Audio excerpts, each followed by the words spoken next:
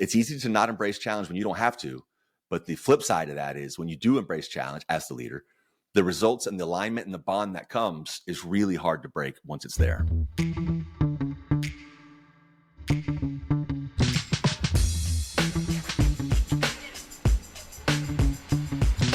It's Relationships at Work, a leadership podcast helping you build workplace connection, improve culture, and avoid blind spots. As always, I'm your host, Russell Lolliker, communications leadership expert, a couple of decades of experience in both those areas, and a whole heap of curiosity, just like you, on how we can make the workplace better. Do you know how you operate? And I'm talking about principles. Do you know what your principles are? Do you know how they relate to the organization, to your team, to yourself from day to day? There isn't a lot of difference between principles at home and principles at work. They should be the same. I do talk about this quite a bit on the podcast when it comes to values, that you can't have different values at home, i.e. family's valuable at home, but suddenly it's not valuable the minute you start work. That makes no sense. And principles kind of fall under that as well. My guest this week, Kyle McDowell, very focused on principle-based leadership. He's been amazing this week already. Monday, we focused on clarity and definition. Yesterday was all about ourselves and focusing on what we can do. Today, we're going to focus a little bit more on team, a little bit more on impacts when it comes to those we're responsible for, we're accountable to. He's an amazing international speaker, best-selling author, all about the we when it comes to principles that we should be operating under. And we can't have a we without our team, right? It would just be I if it didn't include our team. So Kyle today is going to help us focus a little bit more on that relationship. So let's get straight to it. Hold on.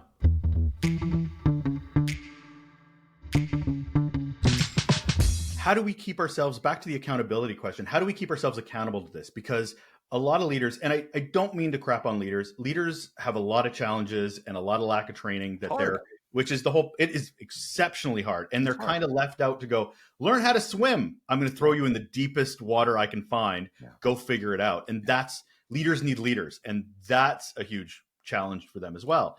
So it makes me come back to the thought of accountability, because we talk about responsibility a lot. Responsibility is your job description. Responsibility is, but accountability is so rare.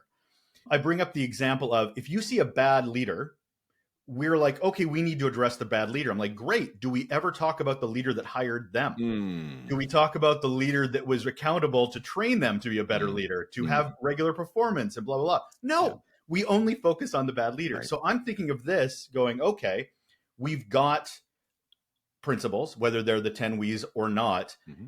How do we keep them to be accountable and consistent?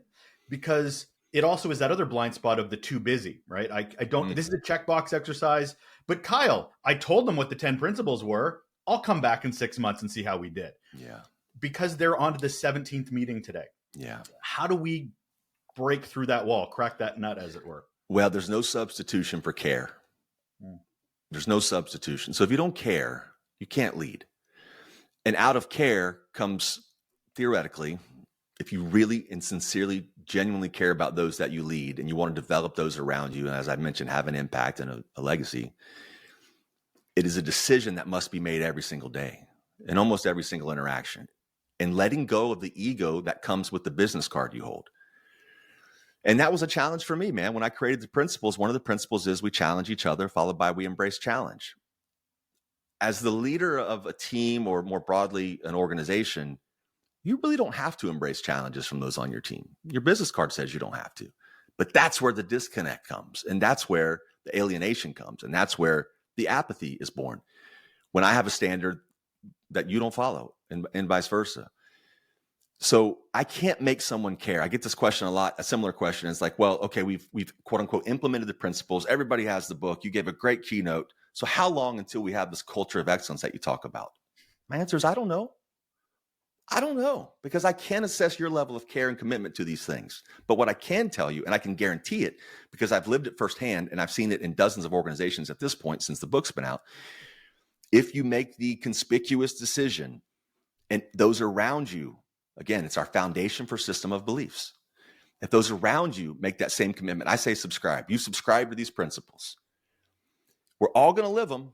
We're not just going to live them. We're going to talk about them, and they're going to be conspicuous in our everyday actions. Russell, I still wear a 10 We bracelet everywhere I go. It never comes off. unless it gets cruddy, and then I have to take it off. I cannot make you care, but I can guarantee if you approach this because you want something better and you're open to being held accountable to those and by those that you lead, and you're going to do the same, hold them accountable, this magnetism begins. And you start, and the beautiful thing to me that I witnessed firsthand is once the principles were established, as I mentioned, I pulled away. I'd go visit a site every month. I'd go to a different location every month. And each month thereafter, I would start to see new signage. I would see coffee mugs. I would see desktop wallpaper. None of this I commissioned. I didn't force any of this. And I was always struggling, man, candidly, is this a bit of brown nosing for the new boss, or is this the real deal? And it took me over a year to really become comfortable that it was resonating. They were resonating. So that's there's no substitution for care. State them, gain alignment around them, this foundational set of beliefs or our system of behavior, live them every day, and be comfortable being called out when you don't, because you won't. Nobody's going to be perfect at it. So we allow that grace as well. There's so many leaders that don't have the influence they want to have, which is I can influence my team of 10, 20, but the larger organization, they're not getting it. So from your experience from working with clients and stuff, what is the best approach? Because truthfully, you can go to the CEO and they'll be like, yeah, we'll do that. But there are passionate middle management leaders who are basically going, oh, this I can control. This is great for my team. This is motivating for my team. We see the vision and mission because they're on the poster, but really this is where the rubber hits the road, right? So how do you approach an organization? Because sometimes organizationally they're not ready, but they are at a subculture level. You're so spot on, dude. I go through a bit of a vetting process personally. So I have a very small team. We've got a team of 5 people. And before committing to doing a keynote, before committing to doing any type of coaching or leadership summits where we lead a multi-day, multi-hour session, usually 5 weeks of really deep dive into the principles of the book, I have to do a bit of vetting. Is this a check the box process that you're going through? Perhaps the CEO has told the next level of leadership, change the culture. So I have to weigh how serious this is. And this is where and I've turned down business more than once to say, this feels like an initiative and not a way of life.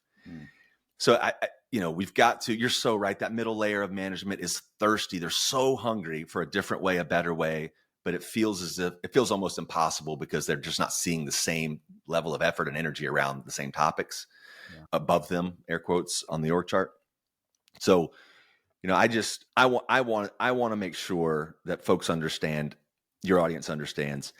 I recognize if you're in a place where the toxicity or dysfunction in the org, specifically above you and maybe even around you, is so great that you're not able to make the change that you want to make. I get it. And if you choose to keep your head down and continue down that less impactful path, I got nothing but love for you. We got commitments. We got bills. It's not easy to sometimes take a step back to go 2 or 3 steps forward. And that's a decision all of us have to make. But if you care enough and you are committed enough to a different way and you want to find that fulfillment, I all but guarantee that 1 step backward is almost always worth the 2, 3, 4 steps forward that will result in leading differently. I want to just to get a little bit more granular with those managers that are trying to implement this. Diversity comes up for me a lot when we talk about general, like 10 principles. I know we've already established that these don't need to be your principles. They just need to be there to maybe inspire what works for you. But even looking at one of your principles, which is we challenge each other diplomatically. Yeah. I hear that. And I also hear, I know so many people that being challenged means something completely different from person to person. You could have the softest touch and that person's like, I've had so many horrible leaders to date that I am like, the walls go up. Or others that more neurodivergent who see being challenged differently in how they want to be challenged. So how do we adjust principles to better connect with those that we're responsible for when they may see things quite differently? Well, there's a rule. First of all, we challenge each other has a rule. Every challenge must be grounded in either data or experience. Okay, fair. Not opinion. So, part of the adoption or subscribing to these principles involves understanding the nuances underneath them. If you have an issue with anything we're doing, bring me the data, show me how, and it could be experiential data. It could be something that you've lived in a former organization. Pretend we have this new marketing approach that's about to launch, and someone on the team has had or took a similar approach with another firm before they joined our team, and they saw it fail miserably. We must listen to that challenge. We must be open to hearing that. It's when we come and say, I don't like those glasses, Russell. Like, that's not helpful. Your opinion is wanted and heard, but it's not part of the challenge process. And I'll tell a really quick story. So I introduced these principles back in 2017. And as I mentioned, the acceptance or response was mixed, largely favorable, but not entirely.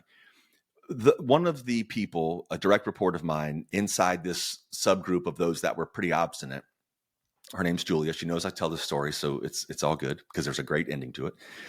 Julia was difficult to me at nearly every turn. Nearly 10 years later, she doesn't quite remember it the way I do. My recollection is nearly every ask I had of her was met with some type of pushback. And I am far from the brightest guy in the room, dude. But when I introduced these principles, I was so passionate about the adoption and wanting them to take place without me forcing it. I recognized that these were challenges she was giving me. And if I didn't embrace them, if I didn't take my own medicine, the whole thing is dead on arrival.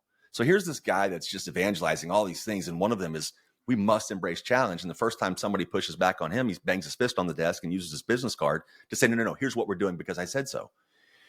Well, I knew the best example is Julia I asked for a workbook. I wanted to do some personal analysis of this new organization. So she had all this data. I said, send me the workbook. She sent me a screenshot. Not helpful.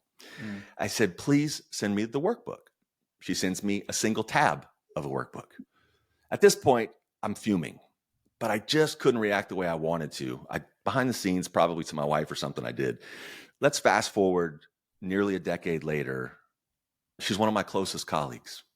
We haven't worked together in 6 years. We still have almost regular one-on-ones every 4 to 6 weeks. We check in with each other. She ultimately assumed the role that I had after I left that firm.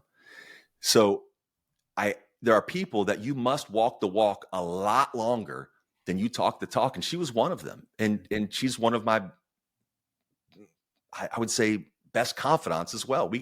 She helped name the book. So the example that I share there is so important. And I think it's similar or in line with the question that you asked is it's easy to not embrace challenge when you don't have to. But the flip side of that is when you do embrace challenge as the leader, the results and the alignment and the bond that comes is really hard to break once it's there.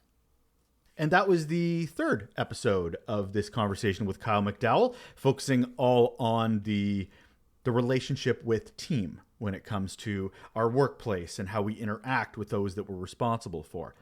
Tomorrow, part 4, wrapping up the whole thing, the whole conversation with Kyle, we're going to get into culture. There's things we can't really control, but still have a lot of influence over us and how we operate. What are the principles of the organization? How do we know if there's misalignment or alignment? It's going to be a fun conversation, and I hope you'll stick around tomorrow. Also, if you've enjoyed this podcast, found it valuable in the new format, love to hear from you. First off, that's hello@russellolliker.com. Please send me an email.